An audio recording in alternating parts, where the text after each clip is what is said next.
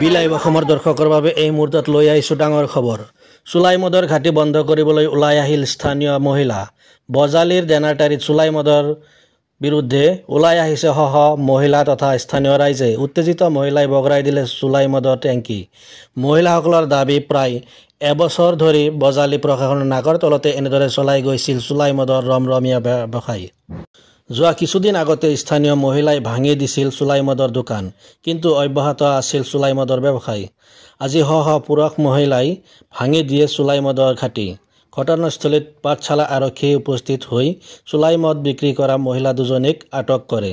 স্থানীয় ৰাইজৰ এটাই দাবী, পুনৰ যাতে এনেকুৱা কাৰ্য সংঘটিত নহয়।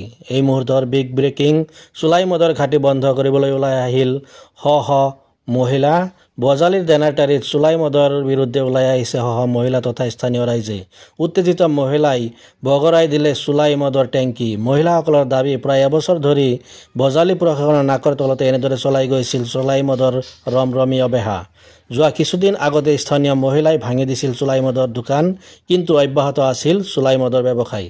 আজি সহ পুৰুষ মহিলাই ভাঙি দিলে চুলাই মদৰ ঘাটি। অনুমতি নহকে তুমি এই মদ বেচাক ধৰি দিলো যে তুমি এৰি নেদবা, ৰাতিপুৱা লৈ গেছি সন্ধিয়া এৰি দিছি।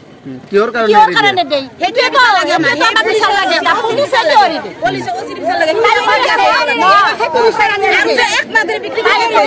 তাৰমানে মই নিজে থানাত যাম, মোক থানাত কি কৰিব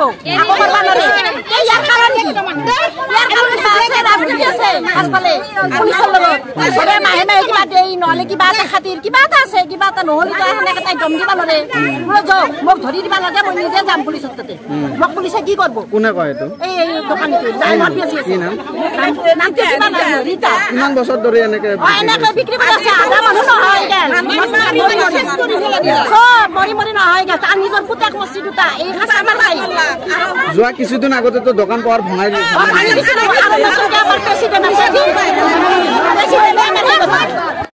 আচলতে ইয়াৰ আগত আমি মদৰ দোকান ভাঙি দিছিলো। মদ আহুন মদ বেপাৰ কৰে, আহুন কয় আমি মদ বিক্ৰী নকৰো।